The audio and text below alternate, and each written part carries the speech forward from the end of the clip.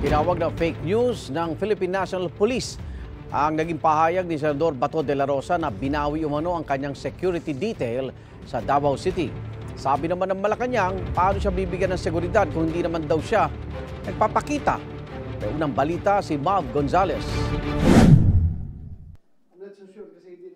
Umaga nang i-post ni Senador Bato de la Rosa sa Facebook, binawi aniya ng PNP ang kanyang security detail sa Davao City. Pag-uwi ko dito sa Davao, wala na ang security. Hindi na pinapareport na sa unit nila. Ayon kay de la Rosa, may mga retiradong pulis at sundalo na nagboluntaryo raw pumalit. Wala umano silang baril, kundi armado ng kamote, balinghoy, saging at manok Bisaya.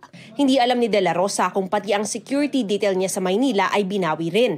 Tingin ni de la Rosa na dating PNP chief, hindi naman siya iniipit ng PNP.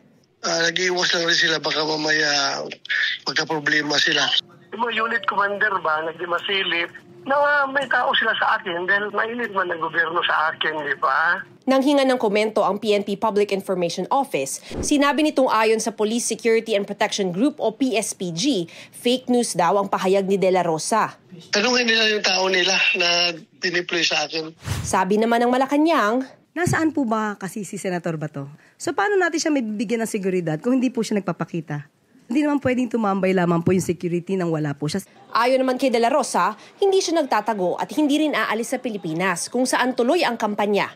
Pero pinag-aaralan niya ang kanyang mga opsyon. Anong gagawin niyo, sir, para huwag kayong maipit? Huwag pa tanga-tanga.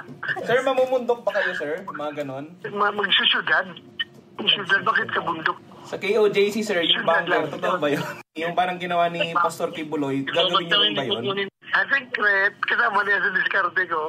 Wala rin umano siyang balak mag-disguise dahil madali siyang makilala. Naka-jacket ako, nag-cap tapos naka-mask. Nadaanan ko yung babae na nagbibinta ng kamote sa gilid ng kalsada. Sabi sa akin, kilala kita, si Bato ka. Wala akong nagawa, bumili ako ng kamote sa kanya. Ito ang unang balita. Mav Gonzalez para sa GMA Integrated News.